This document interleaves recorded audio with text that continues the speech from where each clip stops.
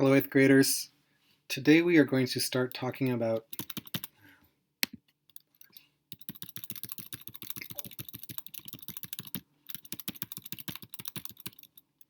Hello, 8th graders. Today we're going to start talking about something called the eco-footprint. It's going to be our last topic in our unit on chemistry, and it will lead us to our summative, which will happen sometime probably next week. Before we talk about the eco-footprint, I would like us to please think about our last lesson. In our last lesson, we talked about the law of conservation of matter, and you took notes on that using your CK12 text. Did you submit that assignment? The practice in CK12. In order for us to start thinking about this, I want us to ponder this question. Why is it impossible to throw things away? Notice that impossible is in quotes. Thinking about this in terms of the law of conservation of matter.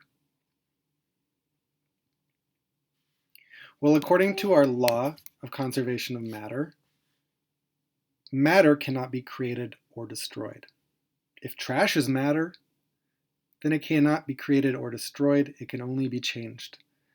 Therefore, if you throw your trash away, you're just really moving the matter from one place, your house, to another place, the dump. And for a lot of that matter, especially the plastics, it doesn't change for a very, very, very long time. It will just sit there. In fact, we don't know how long most plastics take to decompose. We've never actually seen a lot of plastics decompose to the end because we haven't been alive long enough.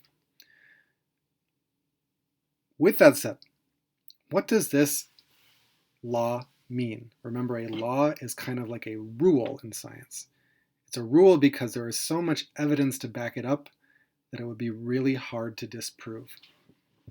So this rule says that matter is conserved. Matter cannot be created or destroyed, it can only be changed. So think back to when we started talking about matter and when you talked about matter in 6th grade.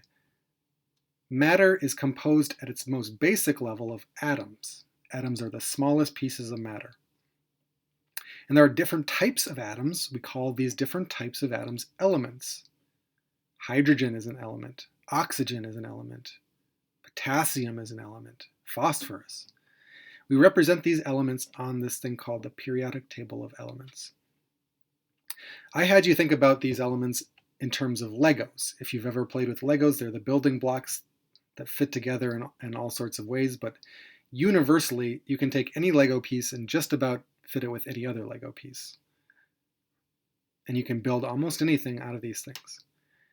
So think of elements like Legos. They fit together in different ways, they look different, they behave different, they have different functions maybe, but using them you can build almost anything in the universe. Dinosaurs, elephants, boats, vehicles, you name it.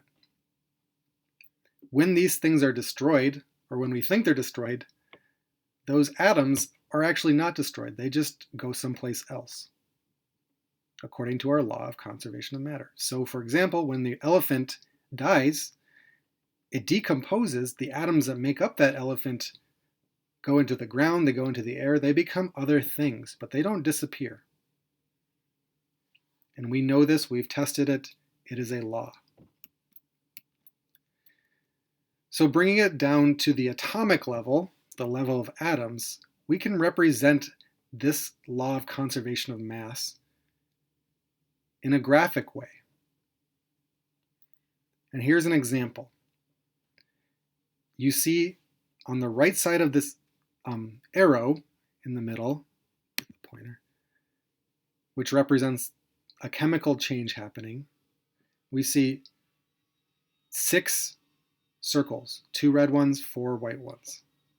These circles represent atoms, and so we're just representing a chemical change or a chemical reaction here. And according to this law,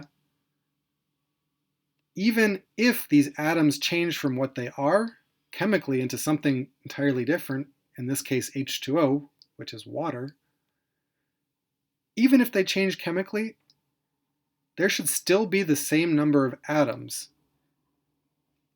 on this side of the equation as on this side of the equation. And the reason for that is atoms have mass. And so if you did not have the same number of atoms on each side, you wouldn't have the same mass.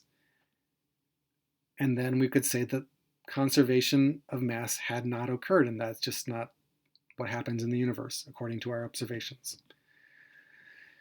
So, this is called a chemical equation. In this case, we have two hydrogen molecules. We represent those as H2. That means that two of these atoms are stuck together. And we have O2 over here, which means that two oxygen atoms are stuck together. When these react with each other, they create a chemical change and form two H2O molecules or water molecules. As you'll notice, mass was conserved.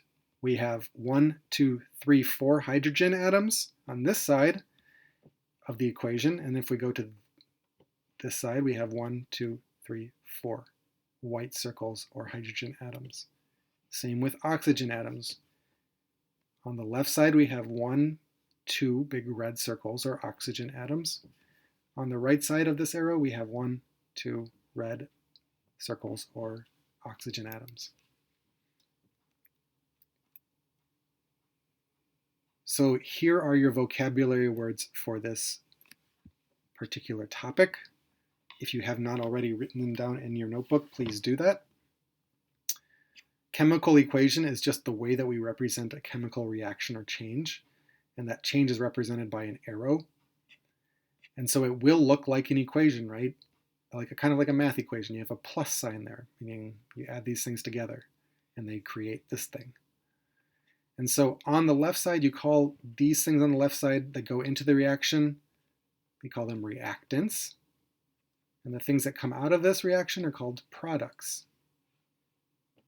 So the reactants build the products. And you'll notice that this chemical equation here is just a different way of representing this picture that we have over here. When you get to high school chemistry, you're going to see much more of this sort of thing than this. But you can always take an equation that looks like this and turn it into a picture if that helps you. So in other words, the law of conservation of mass says what goes into a reaction, the reactants must come out, the products. So in this example, if 4 hydrogen atoms go in and 2 oxygen atoms go into the reaction, then the same number, 4 hydrogen atoms and 2 oxygen atoms, have to exist in the product. So in 8th grade, what you will most likely see on your test is a question like this. You'll be given a chemical equation, and you'll be asked, is mass conserved in this chemical equation? Really what that's asking you is, are the numbers of atoms on the left side the same as the number of atoms on the right side? In order to solve that, you need to count the atoms. Well, how do you do that? My first step would be to draw a line dividing two sections underneath your equation. The line should go right below the arrow. That way you have the left side and the right side represented. The first thing you're going to do, just reading it like you would any book, you read from left to right, you're just going to count the number of each type of atom in the reactants side. So if you look here, we have a P, we have an O, and we have an H. 3 different elements or 3 different types of atoms. You don't need to know what they stand for, but in this case, I'll tell you. P is phosphorus, O is oxygen, and H is hydrogen. Now, in order to count these, I would always start with the one on the furthest left. So P is on the furthest left here, so we'll start with that. So how many phosphorus atoms are in the reactants? And so if we look, we see a subscript 4 next to the P. What that 4 is telling us is that there are 4 phosphorus atoms in this molecule, P4O10. So 4 phosphorus atoms in this molecule. And if we go down here, I don't see any more phosphorus atoms in the reactants.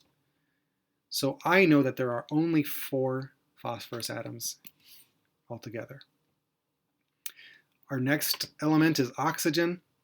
How many oxygen atoms are there? Well, I see that there's a subscript 10 here, so I know that there's at least 10. And if I go down here, I see 1 more oxygen attached to this H2O.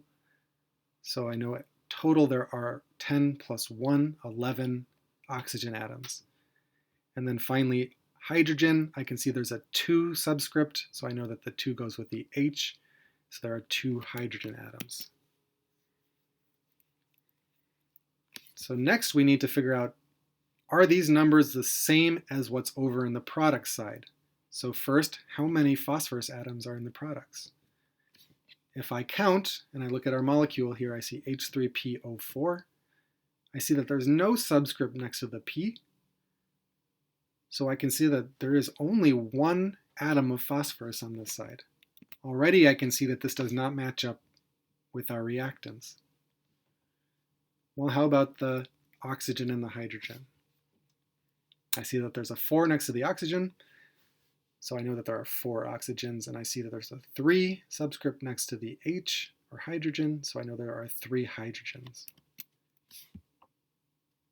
And if I look, none of these numbers match up, which tells me that mass in this equation was not conserved. My next step, what you would be learning in high school, is how to balance this equation to make it correct. You don't need to do that now, you just need to be able to tell me, is mass conserved or is it not conserved, yes or no? And you need to be able to calculate how many atoms of each element are on each side of this equation.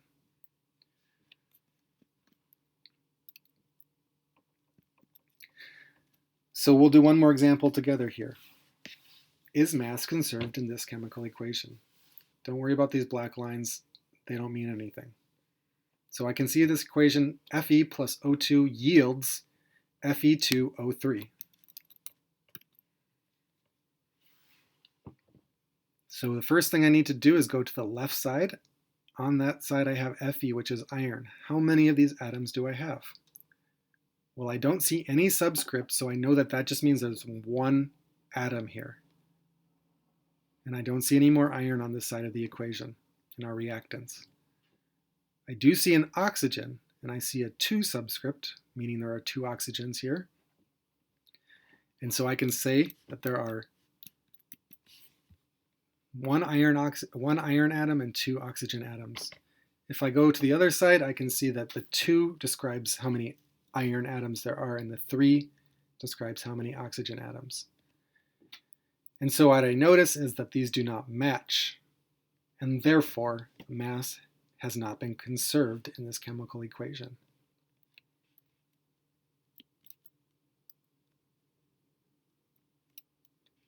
So the next step in high school, what you would be doing is you would be adding things called coefficients to balance the equation. And you do not need to know how to do this, but I'm giving you this example just to show you that if you add these coefficients, meaning you increase the number of atoms on each side so that they balance each other and they show that mass has been conserved, this is the correct way to represent this reaction. And so in this case, I could add 4 to the iron and 2 over here, and this 2 would multiply by the subscript 2, meaning 4 iron here, 4 iron here, and a 3 here times this 2 subscript would mean 6 oxygen here and 6 oxygen here. And that would be a balanced equation where mass was conserved.